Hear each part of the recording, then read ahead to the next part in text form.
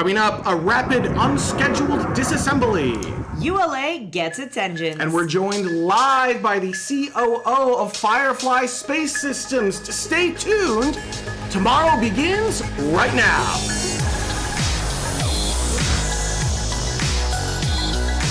Oh, it's beautiful, Mike. Got the flag up now. You can see the stars and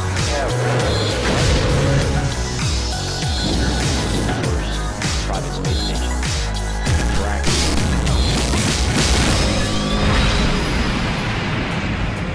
And welcome to Tomorrow, episode 7.26 for Saturday, August 23rd, 2014. My name is Benjamin Higginbotham. With me, as always, is the beautiful, lovely, wonderful, and talented Carrie Ann Higginbotham, and we'll be your hosts for this episode.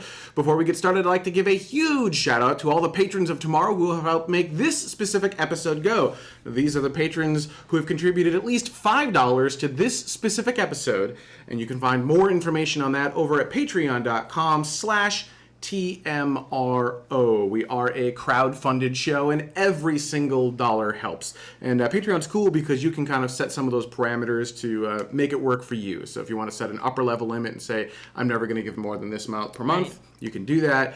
Or you can do, exactly. Or, you can do anything you want. There's a lot of really cool stuff you can do over there. All right, let's go ahead and get started with some space news. It was a fairly... The space news this week was light. There wasn't a lot of it, but the news that we had was, epic.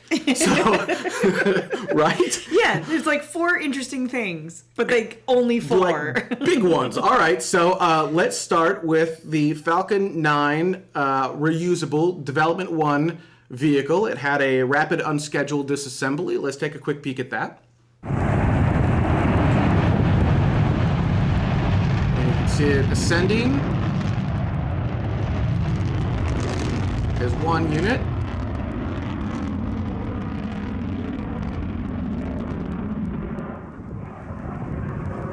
Now it begins descending as multiple units. That's a feature. It's a feature.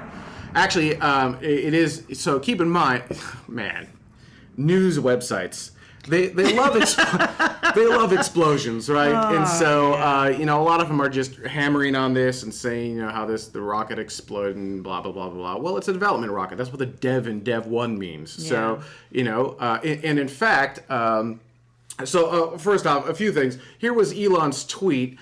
He basically said, hang on, I should have actually had that ready. He said, 3-engine F9R Dev 1, auto-terminated during the test flight. No injuries, no near injuries. And rockets are tricky. Thanks. I think that's why we call it rocket science. And then SpaceX did have an official statement on it, which said, earlier today in McGregor, Texas, SpaceX conducted a test flight of a 3-engine version of the F9R test vehicle, successor to Grasshopper. During the flight, an anomaly was detected in the vehicle, and the flight termination system automatically terminated the mission. You can read the rest of that up on the screen right there. Well, maybe you can't. If you're watching that on a mobile phone, there's no way you're able to read that. But you can get more information. If you head over to twitter.com/SpaceX, they've actually got this the statement on the McGregor testing. Look, dude, people, it was a test vehicle, right? I mean, that's how this happens. That's exactly what you're doing. You're testing things. Things got tested, then you saw results. And then you got, as long as you get valuable data from it. Exactly. That's good. Now, you don't want to do that in production. No. Testing vehicle. This is where you want to do it. In fact, here's a quote from Gwen, the president of SpaceX. But that means we're not pushing hard enough. We have to tunnel one of those vehicles into the ground by trying something really hard. We haven't done that yet. So now our challenge to our test team is you gotta push hard enough that we're going to see something happen. A spectacular video. That's a spectacular video. Failures are very spectacular. Yeah, so, now that wasn't recent, right? This was at a TEDx talk. For sure. Back when the Grasshopper program was going, which the Grasshopper's been retired. We've moved on now to F9 or Dev 1. This doesn't mean anything. It just means that they gathered data, and as long as you get useful, usable data from the test, then you're doing good. So, There you go. I mean that's it. It There's looks really cool. nothing to It's say. Epic. There isn't. It's epic. It looks really cool. It was a test and something. And nobody didn't go was right. injured. I mean, that's the really important part here. There was an FAA person on site at all times. Nobody was on the on F9 or Dev. Nobody was in an area that was going to get hurt. I believe there are some other cell phone videos where you can see cows scattering. I love the cows. But in they the are Gregor. far enough away where nobody was having steak inadvertently for dinner. Yeah, I mean, but it's still interesting, and in light of that, it was a development vehicle and no one got hurt, etc., etc. It still looked really cool. It did look kind of cool. So, yeah, so there's that. So there you go. That happened this last Friday, actually.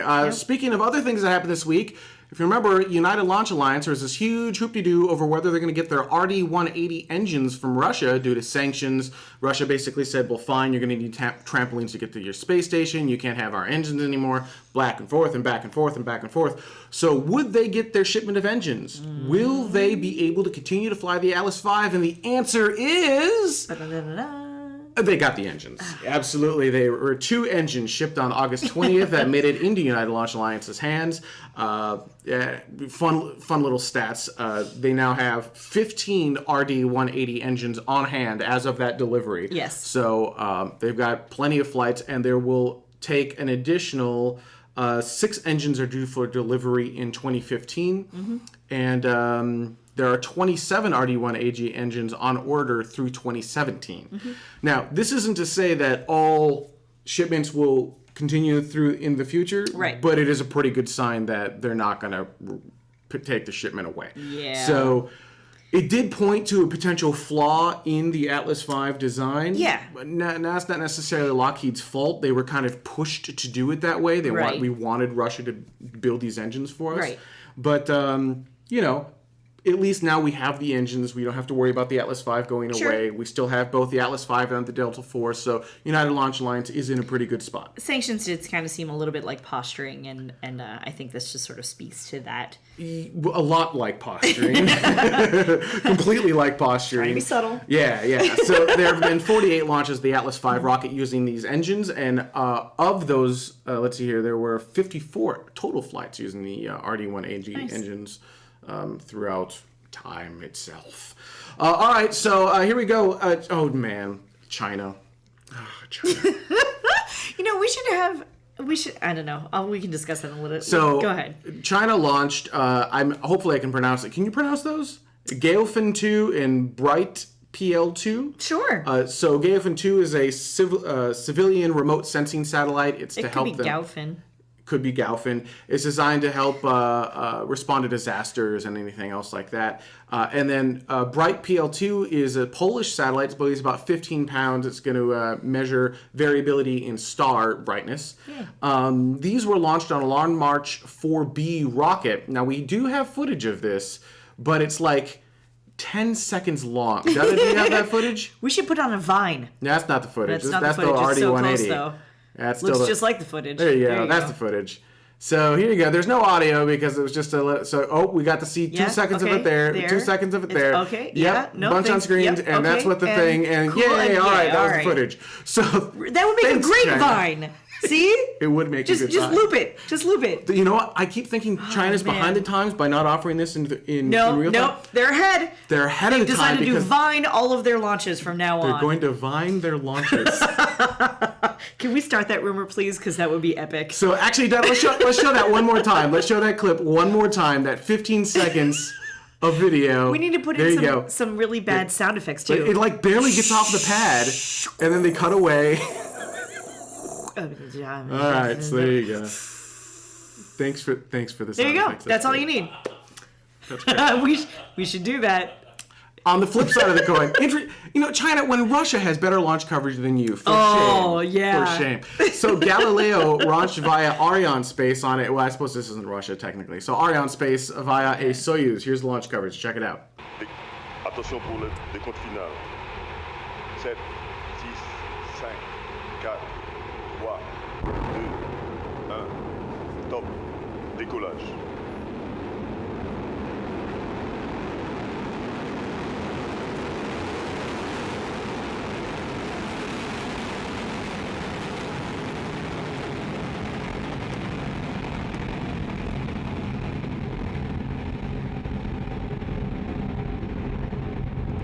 There you go. That was a beautiful, successful launch, right? Les lanceurs sont nominaux. It looks beautiful. It looks beautiful and successful. It looks successful. It looks successful until until you take a peek at the orbit that it dropped off its satellites in, and it was a little bit low.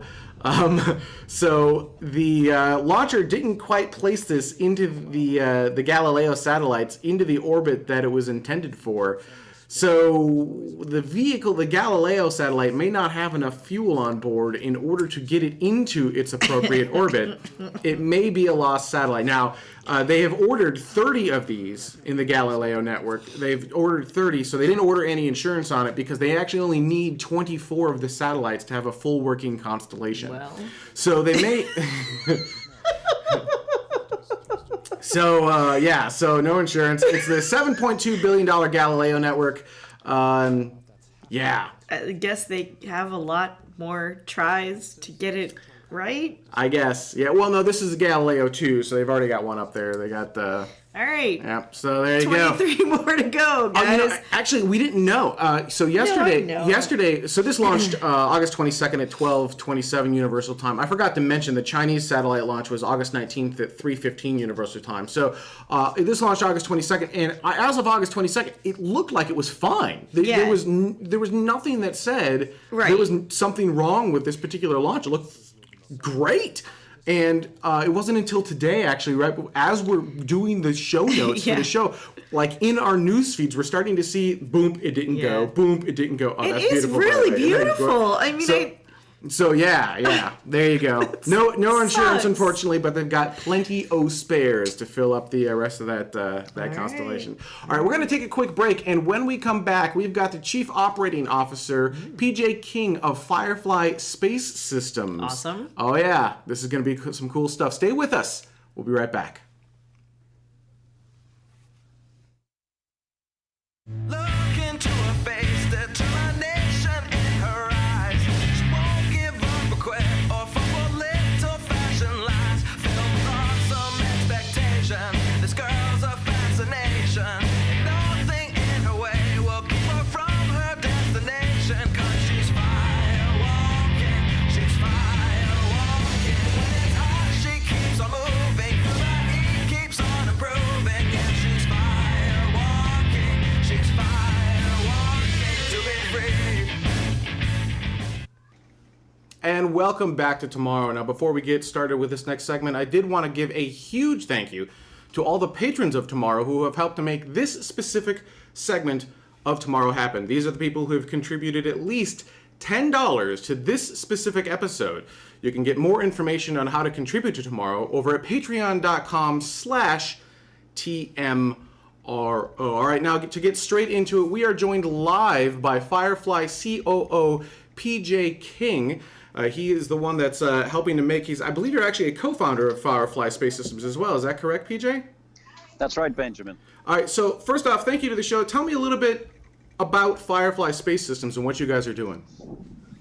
So in a nutshell, Firefly Space Systems is developing the world's most mass-produced, lowest-cost light satellite launch vehicle.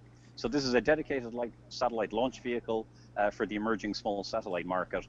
And we aim to produce the lowest cost vehicle with the highest launch frequency available. Now, what is that low cost and what is that high launch frequency? So in terms of cost, we're targeting 8 to 9 million for an individual launch. And frequency, we want to get our launch frequencies up to every single month, at least. So our vehicle is very specifically designed to do that. Once a month, and you said somewhere between, was that 8 to 9 million or so? Yes, for a single launch, and we're looking at having discounts for multiple launches. And how much can you bring up on that launch? Into low Earth orbit, into an equatorial low Earth orbit, we're looking at a little bit more than 400 kilos into a 4,500 kilometer orbit, and into a polar or sun-synchronous orbit, more than 200 kilos. Now, more than anything else, more than just being a small launcher, what really interested us and you guys was you're doing some fascinating things with your engine and with your tank design. Tell us a little bit about what you're doing with your engine. Well, great engineering does for a penny what anyone can do for a buck. And often when it comes to designing a vehicle like this, the challenge is to simplify the vehicle to enable mass production. Large, complex vehicles with complex turbo pumps, which are a key ingredient in many launch vehicles, are complex, difficult pieces of equipment to make. So in our case, since we want higher frequency, what we have to do is close the design case to make a very simple vehicle that's economical to build and reliable to launch at a high rate.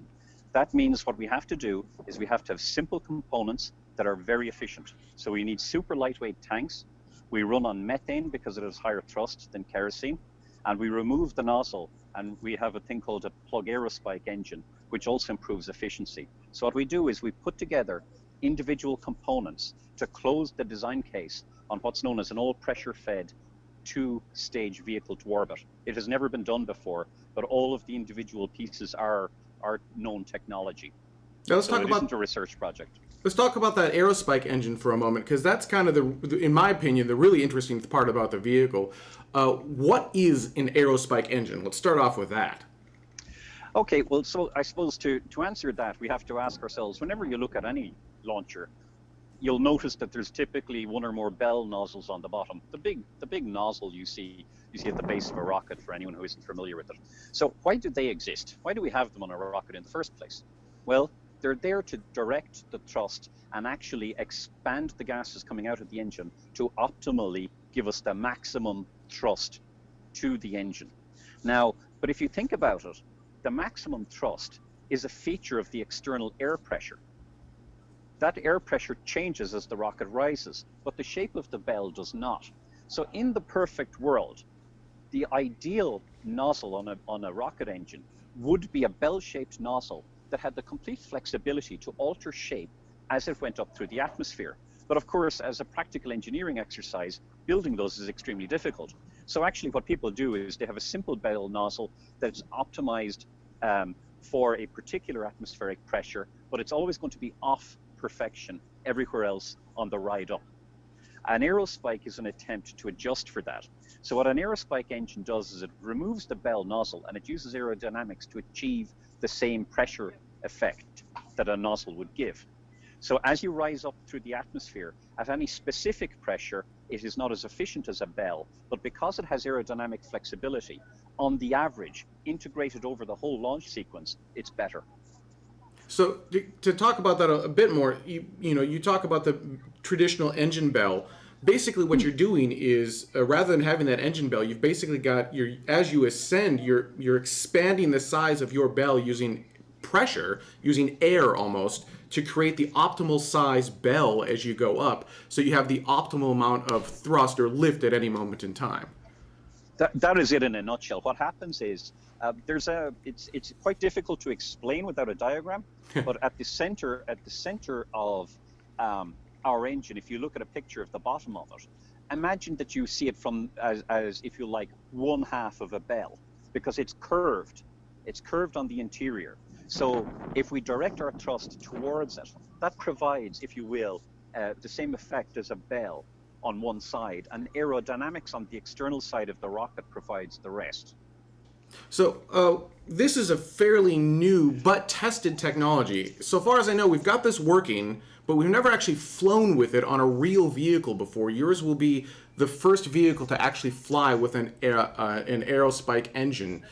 Any concerns with that? Yeah, that is true. I mean, there has been a lot of work done on this in the past. NASA did a lot of research on it.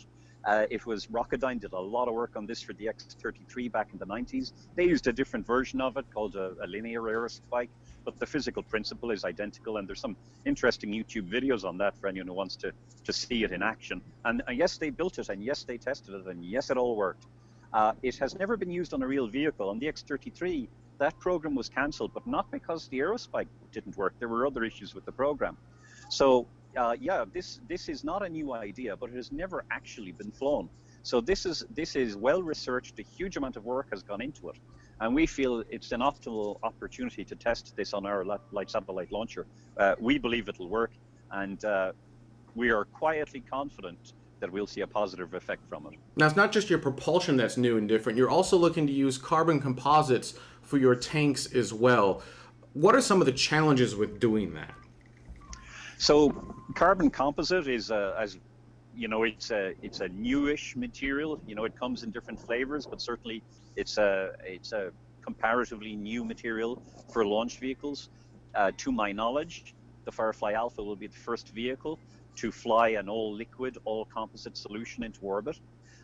The material has the advantage of being extremely light and extremely strong compared to traditional metals used in tanks. But obviously, it contains its own technical challenges as a relatively new material to get it to work correctly and to have proven reliability under high pressure. And We believe we have those in hand. And you're currently testing that right now, or is this still kind of we think we're going to use carbon composites, but we can go back to something else if we need to? Oh no, we're using carbon composite. All right. So yeah, we're winding test tanks at the moment. Yeah. Oh, that's so. When do you expect to begin testing? Well, we're very conscious of keeping to a fairly rapid deadline, which we have. At the same time, we also don't like announcing vaporware. We're very much an action-based company. We would be hopeful of doing a first engine test probably towards the back end of Q1 of 2015. We've got a few questions from the chat room. One of them is from Citizen62, who is now logged into the chat room, asking if you're planning. You just talked about not announcing vaporware, but you've got the Alpha. We've kind of heard rumblings of the Beta as well. Are you working to move towards the heavy satellite market in the near-ish future? No, we do have a heavier version of the Alpha called the Beta. And the Beta vehicle is it's a larger vehicle, but as you can see there, it's really reusing the same engine, the same technology on the Alpha. It's just more of it in terms of the strap-on augmentation on the first stage. So the engines, etc., it's all the same. It's to carry a heavier class of light satellite. In this case, it will do a little over a ton to low Earth orbit, but we're not planning on moving up the mass ranks into the multiple tons range. We feel that market is well served already. And speaking of the market, who is your market? Who are you going to be bringing up to space at this price point? We're looking at essentially the market of people are looking for light satellite launches, I should say, in the hundreds of kilos range and down. So obviously for the Alpha vehicle, 400 and less. For the Beta vehicle, obviously a little bit heavier than that. We expect most people to be looking for polar orbits of one kind or another, though we do have, interest from a number of equatorial launch customers. So really it's a commercial play here, and we will be launching all the way down to the CubeSats, the 1, 6, 12U CubeSats as well. We think we have an interesting solution for those folks too. And actually, that brings up a great question from the chat room from Icarus Factor, which is, are there any special designs for mass launching nanosats? Do we have a special design, or do they exist in general? He didn't actually specify, but I'll say, do you have a special design for, if because a nanosat's going to be much smaller than your total payload. So sure. Do you have a special launcher platform for nanosats? Well, we're working on something in that regard. Let's just say that particular end of the market is something we do see as an important development and an important end of the market. And yes, we're working on something for those folks. We can't announce anything yet, but yes, we are working on something to have a solution for those folks too. And then Marx asks, what about reusability? Are you going to be able to reuse any components of the rocket at all? That's an excellent question. Our vehicle, the Alpha, in its original stage, it's not reusable. However, if people look carefully at it, they will probably notice that a lot of the technology components involved in it are very much designed with reusability in mind. So yes, our ambition is ultimately to have a reusable vehicle in the not too distant future. And what we do with Alpha is we actually flight qualify the reusable components. If you like, all the internal reusable components are being flight qualified on the Alpha. They will be applicable to our future reusable vehicle. What does reusability get you then in the long run? In 2 words, low cost. If you think of it this way, launch to date, all launches around the world, there is approximately 80 a year. That compares to about 80 million flights a year if you compare it to aviation. And I can't even imagine how many car journeys a year. So one of the things we need to deal with urgently in launch is we need to deal with this issue of reusability so that the heritage on any specific vehicle can be increased. Obviously, to date, vehicles are generally single use, so they are expended after a single use. That's a lot of technology to throw away. And so we need to deal with that, because that will give us a higher degree of reliability. It will increase the launch frequency.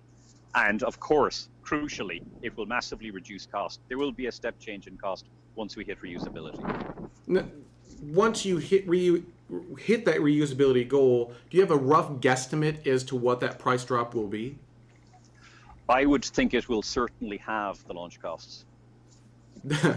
So you're already going from one of the lowest cost providers out there to then halving that again. And this would be a great vehicle for nanosats, or those small payloads, which is a fairly underserved market right now. The only way they can get up into space at a reasonable price is as a secondary payload on some other vehicle. What are some disadvantages of doing that, and then advantages of flying on your vehicle instead? Well, as secondary payloads, of course, you're prone to the whims of the primary. If mass growth, if there's a delay in that primary, or the weight grows in the primary satellite, you can end up being kicked off. You're subject to delays. You can't choose your own orbit. There's a whole variety of reasons why being the secondary or tertiary payload on a launch system is not that desirable. Obviously, being a primary or being in pole position, it gives you a lot of advantages. I mean, you can choose your orbit. You have a much greater flexibility, and precision for small satellites into a particular orbit is something that's becoming more and more of an issue. And of course, cost. If the cost is right, it's vastly more desirable to be able to choose your own launch. If the launch frequency goes up, it's highly desirable to be able to slip, to go from one launch to another, to know that if you miss a window, that there is another one that shows up pretty soon, that you're not delayed for years. For light satellites, the average delay is around 12 months from when you've actually agreed to book it. That's crazy. Nobody would fly like that. So speaking of cost, on the flip side of this, you're making it lower cost for people to fly payloads up into space, but developing a rocket is very expensive. Chris Howlett's asking, how are you funding this? Well, I suppose back in the beginning, launch vehicles were funded by governments. It was the purview and the sole purview of governments to fund launch systems. Then when the new space movement came along, and a great credit to SpaceX particularly for this, there was, if you like, an advent of billionaires taking a chance and funding their own launch projects. What we've done is we've essentially crowdsourced the multimillionaires. So our funding has come largely both internally and externally amongst family and friends, amongst the large cohort of people who are out there who really want to see something move in this space. And who are some of the people you've got on your team? You've got a few impressive people to actually make this go. You're not just a bunch of people off the street who said, let's make some rockets. I mean, you have some names behind you. Yeah, sure. Dr. TMRO Kusic, co-founder and CEO of the company, has tremendous heritage in the new space industry. He's a well-known individual, and many members of the team have come from, the new space companies. A lot of them have seen time in places like Virgin or Blue Origin or SpaceX, of course, as well. And I think that's important. Having people on the team who have actually done this before and been to space and know how to put a vehicle like this together is critical. Are there any, this comes from Badger Legs, are there any treaty issues like ITAR that is challenging for you? For those who don't know, ITAR is a restriction in the United States that prevents you from showing, it basically classifies the vehicle as a weapon. Yeah, it's ITAR essentially covers launch vehicles. It covers a lot of other things, electronic components, satellites, though many satellite subcomponents are going to be, I believe, removed from ITAR later this year. But essentially what it does is ITAR covers any components that the State Department considers potential dual use. It covers launchers, it covers a lot of other things. But yes, with launch vehicles, it's something we are constantly mindful of. Any challenges with ITAR for you guys, or is it just kind of a thing that you have to deal with? It's something we're always conscious of. One of the main challenges is people working on the launch vehicle they have to be U.S. persons as it's defined in the law and so forth. So there's a limit to being able to hire people who are not from the United States. All right, 2 last questions. This first one comes from Icarus Factor, which is, are you using any 3D printing technology on your vehicles? We are actually in the prototyping process. We do use 3D printers.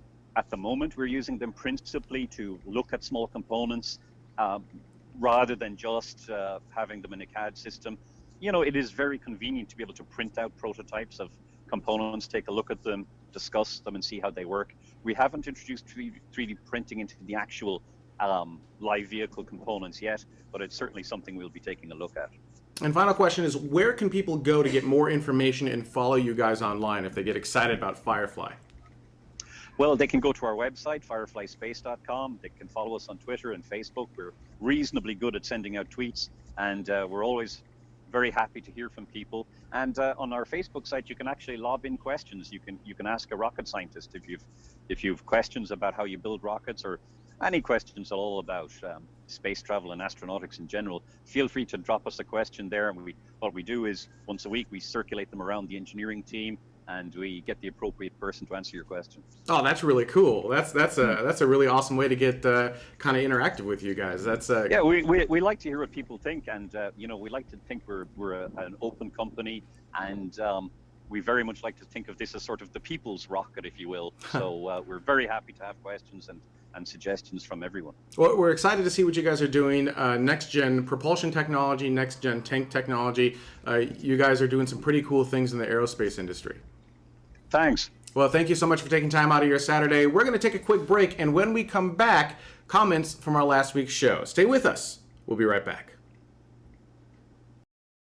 Welcome, future patrons of Tomorrow. If you're not familiar with who Tomorrow is, we're a live weekly webcast about the cosmos and human exploration of the stars. We'll feature things like rocket launches, we'll have guest interviews, we'll have amazing conversations about the cosmos, and of course an interactive chat room so that you can not only talk with other like-minded cosmic explorers, but also us, the hosts of the show, as well. And we're just generally excited about humans exploring space. And we're here on Patreon as a way to crowdfund the show itself, because this isn't something that a normal network would pick up, but it is something that a lot of us are really, really excited about. For those of you not familiar with Patreon, think of it like a recurring Kickstarter, a way for you to contribute to the show, but on a per episode basis instead of just once. You can contribute whatever amount you feel fit for these episodes, but once you start hitting that $1 mark, we're going to start giving rewards back to you. At $1, you'll get your name in the credits. At $5, you'll get your name in the credits. Plus, you're going to get a exclusive Google Hangout. At $10, you get even more stuff. Contribute what you feel is fair. Now, you know what I said, this is on a per episode basis, and we do have more than one episode per month. So if you want to make sure that you don't spend too much money per month, you can set an upper level cap. For example, you can contribute $5 per episode, but no more than $25 per month. Or you can contribute $1 per episode, but no more than $10 per month, whatever fits your budget. And if you'd like to see where your crowdfunded contributions are going, check out our goals. We're always getting new equipment, we're trying to do cool new things with social media, we're trying to do some amazing things in this space, and each goal helps us get closer and closer to realizing one of those new things. With the help of you, our patrons, we can make this show truly something special. And let me be the first to welcome you to Tomorrow.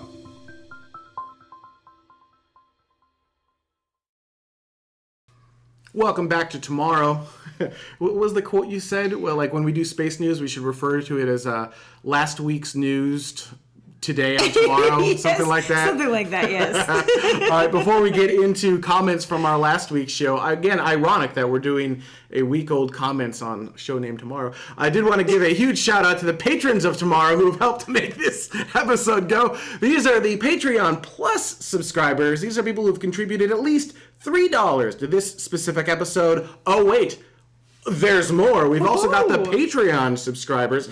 These are people who've contributed at least $1 to this specific episode. Now, actually, these are just the people who've only contributed. I say only. This is $1 only. This is not anyone above that level. So a huge thank you to all our patrons of Tomorrow for help making this go. You can get more information on how to help crowdfund this show over at patreon.com/TMRO. TMRO. We are a crowdfunded show. We are actually going to be changing our goal levels. So at 1,000 we had like Livestream Enterprise, or 1,500, I don't remember what it was. The next two goals will be changing. I believe we're going to be changing the $1,000 level to a swag store. So we're working on finishing up the logo, just doing some of those last minute things, and making it look nice and pretty. And then at $1,000, what we're going to do is have Amazon fulfillment of actual decent stuff. Things that you actually want, not like crummy, you know what I mean. And then it'll be Amazon fulfilled, so you'll be able to use Amazon Prime. We'll hopefully be able to do, I think, worldwide delivery at that point. Make your life really easy that way. We're not looking to make any money on the swag store per se. We're trying to just kind of break even, and that goal will help us to pre-fund and get all the stuff we need in there. So that's what's going on there. All right, let's take a peek at some comments from our last week's show.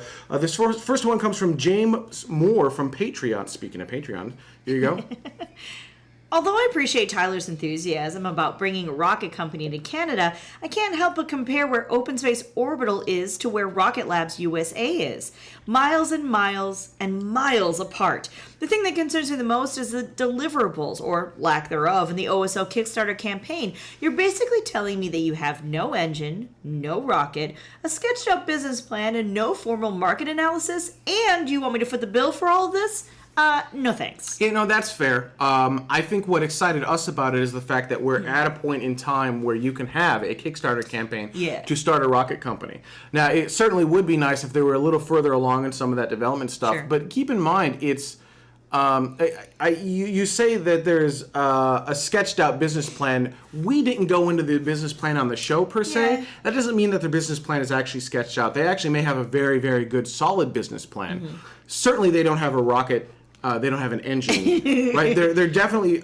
There's other companies that don't have a rocket or an engine necessarily. It's hard because we just did an interview with Firefly Space Systems. Right. They are truly like leading us forward with this stuff. For a while, Atlas didn't have an engine. Really? Well, yeah, not the same though. No, I know, but I'm just saying. You're doing these interviews with like Firefly Space, and we had who was it? Rocket Labs Limited, who have carbon composite tanks. Right. They've done this stuff before. Right. They're in the industry. And then you compare it to Open Space Orbital, where they haven't, and it's not exactly a fair comparison. But so maybe nothing will happen. Right. But it's cool that we're in a time where you could potentially kickstart a rocket company. I think that's a really interesting concept. We'll see how far they actually get. I'm not sure I agree. I'm not sure I agree or disagree, but we'll see where they get and go from there. Your thoughts? Am I crazy? No. All right, cool. David Joseph Petit from Patreon also says, a response to Dada's comment about Apollo 13 happening on a Mars mission. It's hard to speculate about that because with it being a mission to Mars, all the variables would change. The craft would be completely different. There would have to be more resources on board to work with. Who's to say NASA and the crew couldn't have prevailed again? Also, as far as the remnants left on the moon go, I agree that they should be preserved as historical artifacts, but that being said, disturbing them as little as possible, we should study the effects that 40 plus years of exposure on the moon's surface has had on the materials. Well, that's a good idea. So materials-wise, absolutely see how they've broken down with the extra radiation and what zero-G has done to anything, and micrometeorite impacts. Some of the oldest stuff that we have out there. So Yep. And only.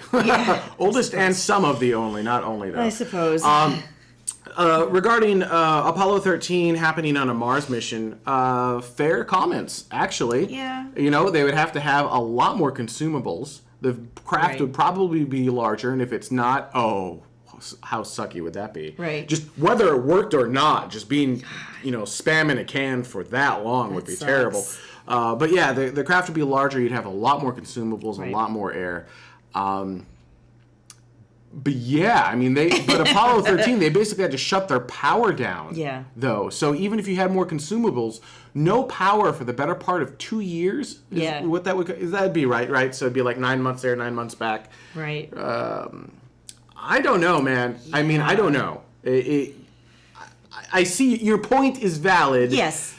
But with the level of problem that they had on Apollo 13. It depends on when the problem actually occurred. And there's so many different variables there. It's really just sort of hard to tell. It is hard to tell, but I think both points actually stand. Right. So there you go. All right. Moving along. Destructor 1701 on Reddit. This is on the subreddit of Tomorrow. Yes. /r/TMRO. Yes. This is actually a subset of his comment. I just want to be very clear. It was a very, very long comment. I just took this one part out. Wait, what is it with you guys writing novels? We're not going to put a novel on the screen. Think of the comments as like Twitter comments. 140K.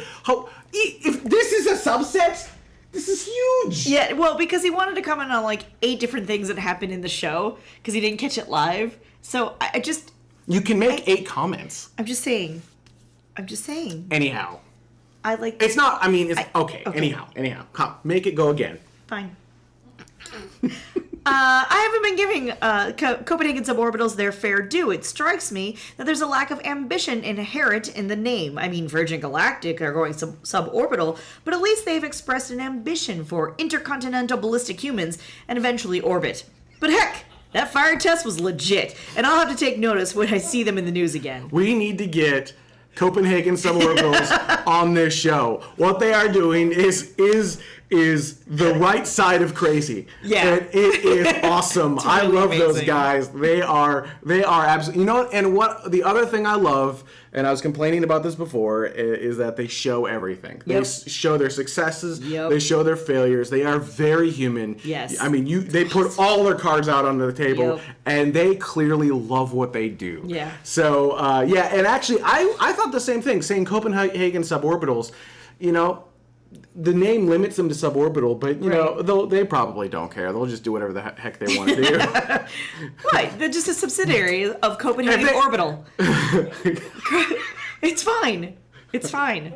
So, that was legit. I do love those guys. They're pretty hardcore awesome. Good stuff.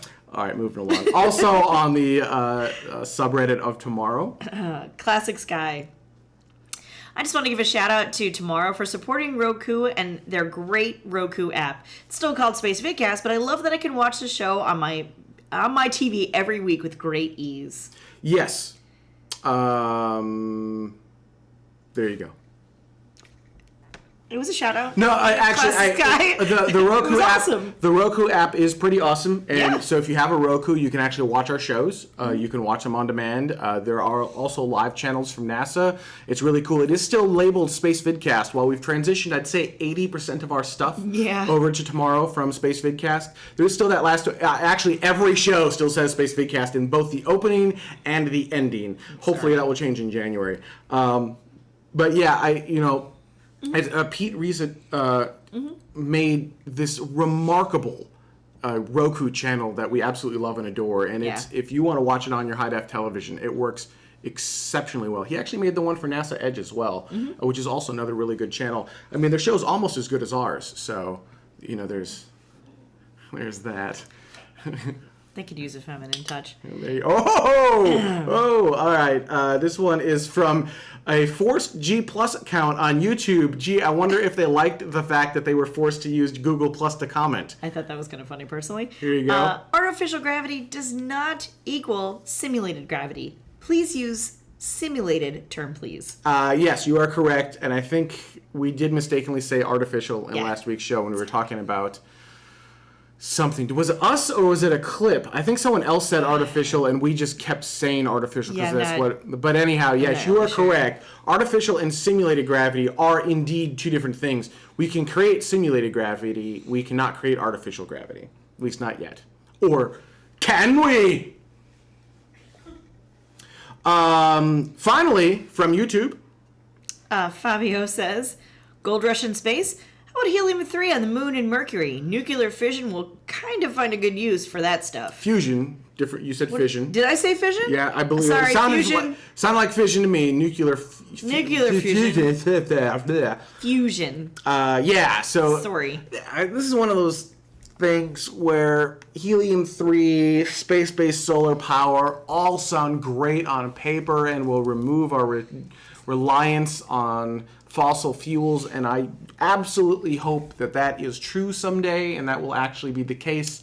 But we're not there yet for any space-based alternate energy anything, right? And I'm sure the advocates will yell at me for saying that, but the cold, harsh reality is we're not there yet. Even helium-3, even if we brought it back to us right now, there's not a whole lot we can do with it that's terribly useful, that yields more energy than we put in on a scale in which we can do something meaningful with, if that makes sense. Right. So, yeah, maybe someday. The part of the problem is it's so rare here that it's hard for us to do the tests and whatnot that we need to do. Right. All right, that's our show for this week. I'd like to thank everyone so much for watching. Next week, I believe that's the last show of the month, and I'm trying a new thing. By the way, I'm trying a new thing. I haven't told you yet. Awesome! She's learning for the Watch Carrie first time. Ann's face as she hears this for the first time. Well, we tried it once before. Oh, did we? And it failed. We were supposed to never talk about that again. It's not after dark yet. Oh, sorry. So what this is next, the last show of the month, I'm going to try to turn into a community roundtable like we did a couple shows ago, where we bring everyone in on Google Hangouts, and anyone in the community can join, and we'll talk about whatever, and I'll just bounce around different people, and we'll just have a conversation about whatever. So we're going to coordinate this on the subreddit of tomorrow. So head over to reddit.com/r/TMRO. Someone, myself or someone, will get a topic going on what this is going to be for next week. Right. Who all wants to participate, and we'll get the Google Hangout information in there. And I think it'll be a lot of fun. Hopefully we'll kind of work through some of the technology stuff that we haven't figured out. It's going to be a rough show. Straight up, it's going to be a rough show, but I want to do that at the end of each and every month. So that's what we're going to try. We're going to try it. Okay. We're going to see if it works. Try it for the rest of the year. See if we like it. Go from there. So that's our show. Thank you everyone so much for watching. After Dark, up next.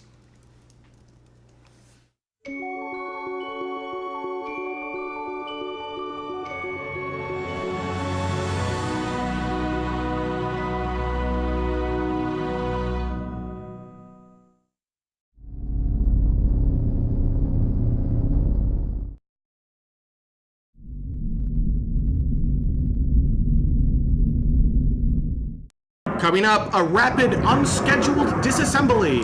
ULA gets its engines. And we're joined live by the COO of Firefly Space Systems. Stay tuned. Tomorrow begins right now.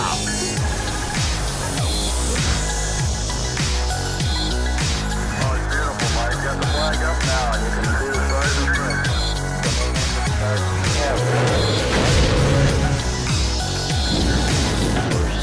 Private space station. Correct.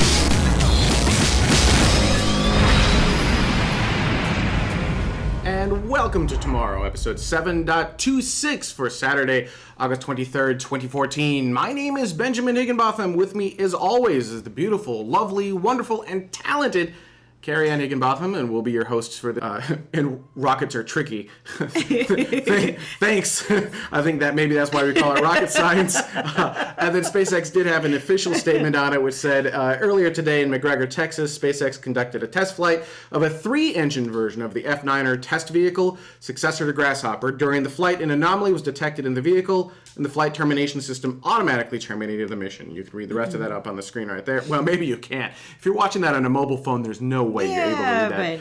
But you can get more information. If you could head over to twitter.com/SpaceX. They've actually got this the statement on the McGregor testing. Look, dude, people, it was a test vehicle, right? I mean, that's how this happens. That's exactly what you're doing. You're testing things. Things got tested, then you saw results. And like, as long as you get valuable data from it, exactly, that's good. Now you don't want to do that in production. No. Testing vehicle. This is where you want to do it. In fact, here's a quote from Gwen, the president of SpaceX. This episode. Before we get started, I'd like to give a huge shout out to all the patrons of Tomorrow who have helped make this specific episode go. These are the patrons who have contributed at least $5 to this specific episode, and you can find more information on that over at patreon.com/TMRO. We are a crowd-funded show, and every single dollar helps. And Patreon's cool because you can kind of set some of those parameters to make it work for you. So if you want to set an upper-level limit and say, I'm never going to give more than this amount per month, you can do that. Or you can do, exactly. Or, you can do anything you want. There's a lot of really cool stuff you can do over there. All right, let's go ahead and get started with some space news. It was a fairly...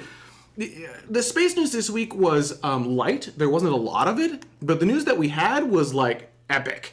So, right? Yeah, there's like 4 interesting things, but like only 4. Like big ones. All right, so let's start with the Falcon 9 reusable Development 1 vehicle. It had a rapid unscheduled disassembly. Let's take a quick peek at that. And you can see it ascending. There's 1 unit.